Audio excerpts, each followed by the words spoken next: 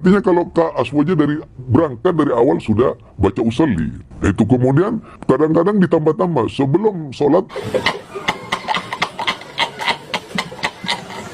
Dasar Wahabi, dasar Wahabi, dasar. Kau denganku, hider, dengarkanlah, dengar.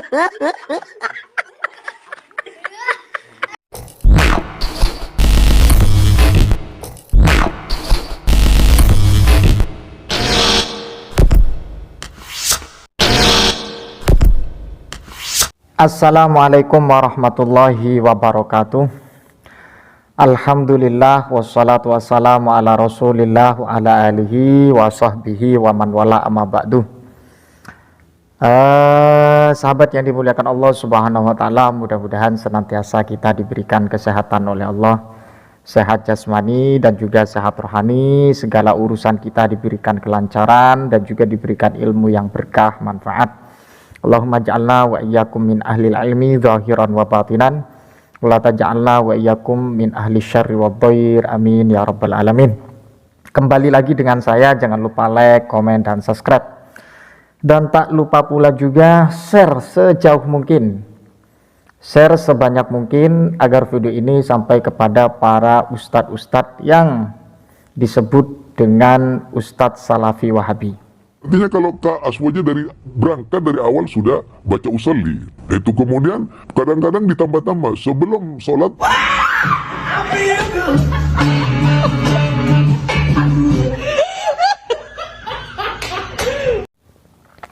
Jadi seperti itu. Pada kesempatan kali ini saya akan memberikan satu penjelasan atau satu kajian, ya kalau memang dikatakan kajian ya silahkan.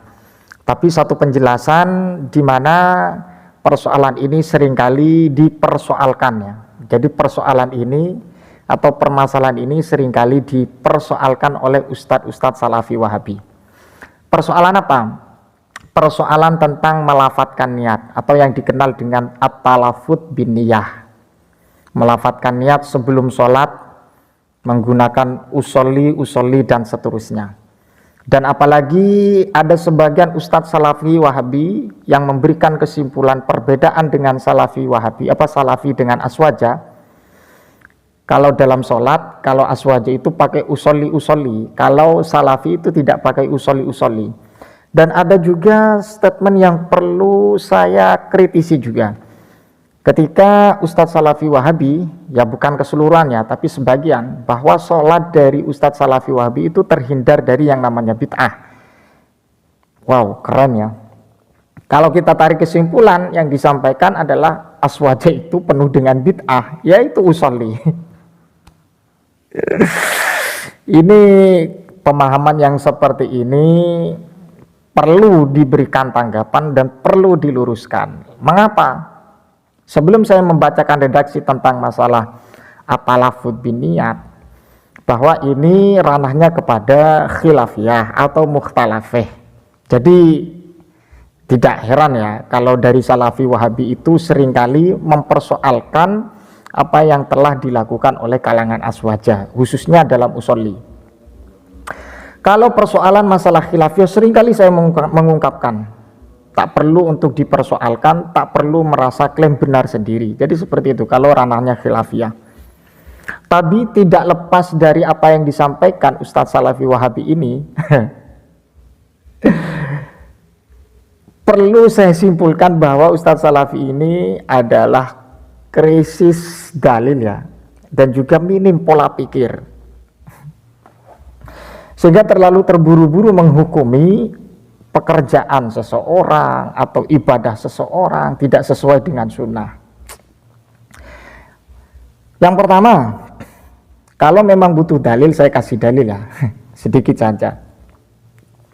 Ada satu hadis dari riwayat Anas radhiyallahu anhu qala, sami'tu Rasulullah sallallahu alaihi wasallam yaqul labbaika umratan wa hajjan.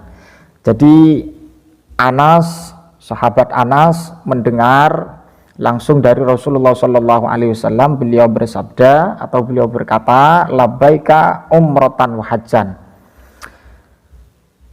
Labbaika umratan wa hajjan ini adalah merupakan satu kesimpulan dari talafut. Ini yang disampaikan oleh para ulama. Lah sekarang yang dibahas, yang dipersoalkan adalah sholat. Lah kok bisa dikatakan atau dikoneksikan kepada persoalan umroh dan haji? Nah, ini kan butuh pola pikir, butuh istidlal para ulama bagaimana memberikan dalil ini sebagai talafut biniyah. Di antaranya seperti itu. Jadi dari hadis ini bahwa dalam ibadah itu ada yang dikenal dengan rukun ya. Pasti rukun itu ada niat. Ya haji pun juga seperti itu, ada niat. Apalagi sholat yang kita ketahui. Karena apa? Karena yang namanya ibadah haji ya tidak semuanya dilakukan seseorang ketika tanpa ada kemampuan. Ketika membahas sebuah rukun, yaitu yang berupa niat dalam ibadah, kita tarik atau kita ilhak atau kita padukan dengan persoalan sholat juga ada niat, yaitu berupa rukun. Sehingga Imam Ar-Romli memberikan satu penjelasan, wa yundabu an-nutku bil manwi qubailat takbiri liyusa'ida al-lisanu al-qalba wali annahu ab'adu anil wiswas atau waswas walil khuruji min khilafi man aujabahu. Sebagaimana yang saya ungkapkan tadi, bahwa masalah talafut bin niat ini berangkatnya dari khilafiyah. Ibadah yang namanya sholat, ibadah yang namanya haji, itu ada rukun, ya, ada rukun yang berupa niat. Ketika haji, Nabi Muhammad memberikan satu penjelasan tentang talafut labbaika umrotan wa hajjan. Ada rukun, sholat juga ada rukun. Para ulama mengilhakkan atau sekaligus mengkiaskan, memadukan antara dua poin ibadah ini, yaitu sama-sama diperbolehkan untuk talafut. Jadi seperti itu Pak ya. Tujuannya apa? Para ulama jelas banyak di dalam kitab-kitab fikih, terkecuali para kelompok Salafi Wahabi yang minim pola pikir memahami apa yang menjadi prinsip dari para pakar fikih. Jadi seperti itu. Tujuannya apa? Karena apa? Yang namanya talafut itu, lisan itu agar memberikan dorongan atau memberikan bantuan kepada hati. Yang namanya niat itu kan memang harus di dalam hati ya. Niat itu fil qalbi. Tapi untuk dalam rangka untuk mendorong yang namanya talafut itu ya tetap disunahkan. Jadi pola pikir para ulama memahami hadis tidak sesempit dari kalangan Salafi Wahabi yang seringkali terburu-buru mengatakan ini bid'ah, pekerjaan bid'ah, dalam sholat kok pakai usolli. Jadi seperti itu.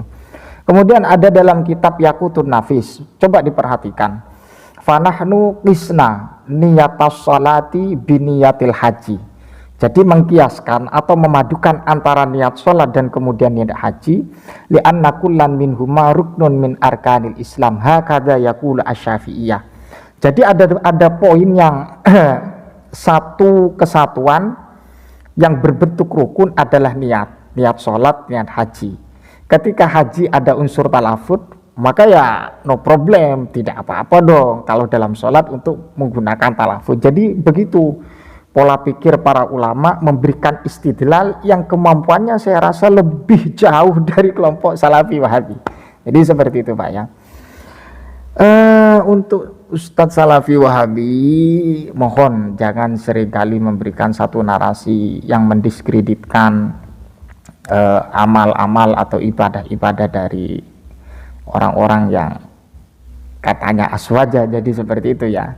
Kalau tanpa mengetahui bagaimana referensi dalilnya, karena jelaslah mereka itu ya tak berkesimpulan qala Rasulullah qala Allahu Ta'ala. Jadi seperti itu. Kalau berpikir dan juga menelaah para pakar fikih ya, mereka itu ya seringkali tidak mengikuti apa yang disampaikan oleh pakar fikih ketika tidak ada hadis katanya. Jadi para pakar fikih itu kadangkala tidak disepakati karena tidak ada dalilnya. Itu kelakuan dari Salafi Wahabi. Wallahu a'lam bishawab. Wassalamualaikum warahmatullahi wabarakatuh.